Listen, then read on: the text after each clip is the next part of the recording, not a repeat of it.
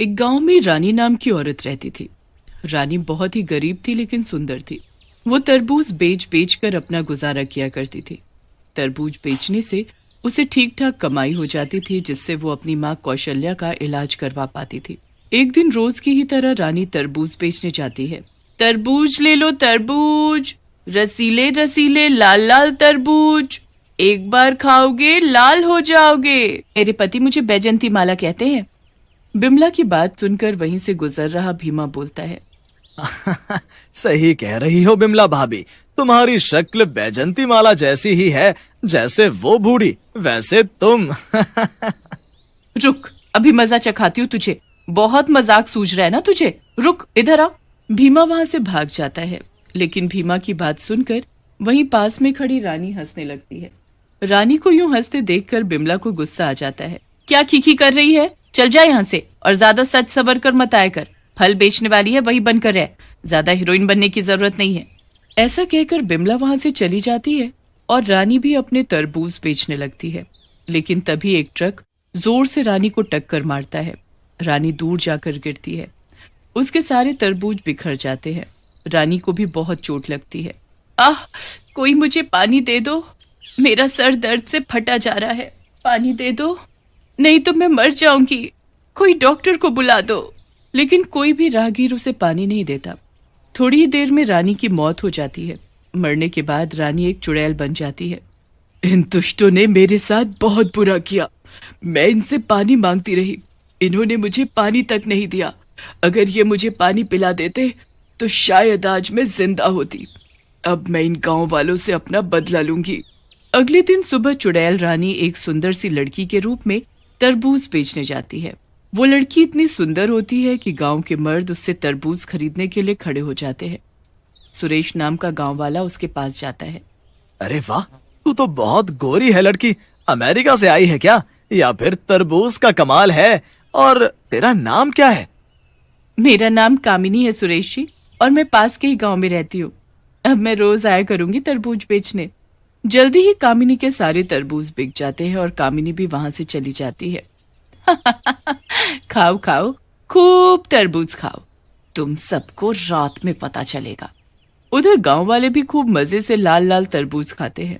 उसी रात जिन जिन लोगों ने तरबूज खाया होता है, सबके पेट में दर्द होता है और वो जंगल में निकल जाते हैं।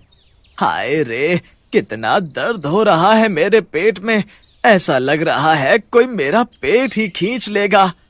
सही कह रहे हो भाई, मेरे साथ भी हो रहा है। ऐसा दर्द तो आज तक नहीं हुआ। तभी वहां चुड़ैल आ जाती है। चुड़ैल को देखकर सब घबरा जाते हैं। चुड़ैल उन लोगों से बोलती है, बस कुछ देर की और बात है, फिर तुम्हें जिंदगी में कभी कहीं दर्द नहीं होगा। इससे पहले कोई गांव वाला कुछ समझता, वहां खड़े सारे गांव वाले तरबूज बन जाते हैं। मेरे जादू से ये सब तरबूज बन गए हैं। अब इन्हीं को बेचकर और पैसे कमाऊंगी मैं। फिर चुड़ैल उन सारे तरबूजों को लेकर वहां से चली जाती है। अगले दिन सुबह चुड़ैल फिर से कामिनी के रूप में तरबूज बेचने निकल पड़ती है। रोज की तरह आज भी उसे गांव वाले घेर लेते हैं और थोड़ी ही देर में सारे तरबूज बिक जाते हैं। खाओ खाओ, खूब तरबूज खाओ। मूर्खों, तुम सब एक दूसरे को ही खा रहे हो। रात में गांव वालों को फिर से पेट में दर्द होता है और वो शौच के लिए जाते हैं, लेकिन चुड़ैल उन्हें तरबूज बना देती है। ये सिलसिला कई दिनों तक चलता रहता है और गांव में कम हो रहे मर्दों की वजह से गांव वाले भी परेशान हो जाते हैं। एक दिन कामिनी फल बेच रही होती है। तभी सुरेश आता है।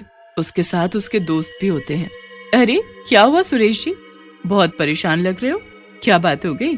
कामिनी की बात सुनकर सुरेश दुखी मन से कहता है, अब क्या बताऊं तुम्हें कामिनी, मेरा मन बहुत उदास है। मेरे गांव के इतने लोग गायब हो गए, उनका कहीं भी कुछ पता नहीं चल रहा। सुरेश की बात सुनकर कामिनी बोलती है, बात तो सचमुच दुख की है सुरेश जी, आप चिंता मत करिए, आपके दोस्त मिल जाएंगे। एक काम करो, आज आप सारे दोस्त मेरी तरफ से मुफ्त में तरबूज ले जाओ। सुरेश के मना करने के बावजूद कामिनी जबरदस्ती उसे तरबूज दे देती है। सुरेश और उसके दोस्त तरबूज लेकर चल पड़ते हैं। कुछ दूर जाने पर सुरेश का दोस्त टिंकू सुरेश से बोलता है, सुरेश भाई, आज मैं तेरे घर ही रहूंगा। मेरा मन बड़ा उदास है, अकेले मन नहीं लगेगा। फिर टिंकू और बाकी के दोस्त सुरेश के घर जाते हैं। धीरे धीरे रात हो जाती है। टिंकू को बहुत जोरों की भूख लगी होती है। वो तरबूज काटकर सुरेश और बाकी लोगों के लिए ले आता है। लो दोस्तों, चलो मिलकर थोड़ा सा तरबूज खा लेते हैं, बड़े जोरों की भूख लगी है। टिंकू के कहने पर सुरेश को छोड़कर सभी लोग तरबूज खा लेते हैं और सो जाते हैं। रात होते ही सुरेश को छोड़कर बाकी सबके पेट में जोर से दर्द होता है। टिंकू सुरेश के पास जाता है और बोलता है, सुरेश भाई, पेट में बहुत जोरों का दर्द हो रहा है। ऐसा लग रहा है जैसे कोई पेट की सारी नसें खींच रहा हो। तभी बाकी के दोस्त भी आ जाते हैं और सुरेश को वही समस्या बताते हैं और उसके बाद जंगल के लिए चले जाते हैं। जाओ जल्दी से जंगल, यहाँ मत कर देना। और इस ननकू को देखो कैसे दुर्गंध फैला रहा है। जाओ हक कर आओ। फिर टिंकू और उसके सारे दोस्त जंगल के लिए निकल जाते हैं। काफी देर हो जाने के बाद भी जब वो नहीं आते तो सुरेश उन्हें ढूंढने के लिए जाता है। कहाँ मर गए सबके सब। एक तो भर भर कर तरबूज खा लिया और अब इन्हें ढूंढो, यही जिंदगी रह गई है बस। लेकिन काफी देर बाद भी उसे कोई नहीं मिलता। लेकिन तभी सुरेश की नजर उन तरबूजों पर पड़ती है। सुरेश हैरान रह जाता है। अरे, इस घने जंगल में ये तरबूज कैसे? यहाँ तो आसपास तरबूज का कोई पौधा भी नहीं है। सुरेश वहाँ खड़ा ये सब सोच ही रहा होता है कि तभी उसे किसी के पैरों की आवाज सुनाई देती है। पैरों की आवाज सुनकर सुरेश पास की झाड़ियों में छुप जाता है। वहाँ पर कामिनी आती है। कामिनी को देखकर सुरेश हैरान रह जाता है। अरे, ये तो कामिनी है, पर ये यहाँ क्या कर रही है? वो भी इतनी रात में। मुझे देखना चाहिए, बेचारी किसी मुसीबत में ना हो। जैसे ही सुरेश कामिनी की तरफ बढ़ने लगता है, वो देखता है कि कामिनी एक चुड़ैल के रूप में बदल गई है और जोर जोर से हंस रही है। मेरे जादू में तो सबके सब फंस गए, मजा आ जाएगा। कुछ ही दिनों में मैं इस पूरे गांव को तरबूज बना दूंगी। ऐसा कहकर चुड़ैल वहां पड़े सारे तरबूजों को उठाकर वहां से चली जाती है। ये सब देखकर सुरेश बहुत घबरा जाता है और एक तांत्रिक के पास जाता है।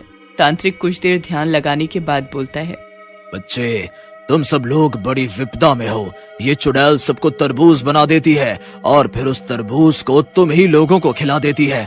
मैं कुछ समझा नहीं बाबा। बेटा, इसका मतलब है कि तुम लोग अपने ही गांव वालों को खा जाते हो। तांत्रिक की बात सुनकर सुरेश बहुत डर जाता है और बोलता है, लेकिन बाबा, ये हम सबको ऐसे मार क्यों रहे? कुछ करो बाबा, नहीं तो ये सब गांव वालों को मार डालेगी। हमें बचा लो। सुरेश की बात सुनकर तांत्रिक बाबा सुरेश को भभूत देते हैं और कहते हैं, बेटा, ये भभूत उस चुड़ैल के ऊपर छिड़क देना और कहना हमें माफ कर दो। उसके पांव छूकर माफी मांग लेना। अगले दिन सुबह चुड़ैल कामिनी के रूप में आती है और सुरेश को देखकर हैरानी के साथ बोलती है, अरे सुरेश, तुम यहाँ कैसे? लेकिन सुरेश कुछ नहीं बोलता और कामिनी के पास जाकर वो भभूत उसके ऊपर गिरा देता है। जैसे ही भभूत कामिनी के ऊपर गिरती है, वो चुड़ैल के रूप में आ जाती है। तुम मेरा कुछ नहीं कर पाओगे, मैं अपनी मौत का बदला जरूर लूंगी। हम लोगों ने गलती जरूर की है और इसके लिए मैं आपसे माफी मांगता हूँ। जैसे ही सुरेश चुड़ैल से माफी मांगता है, चुड़ैल वहाँ से गायब हो जाती है और गांव वाले उसके जादू से आजाद हो जाते हैं।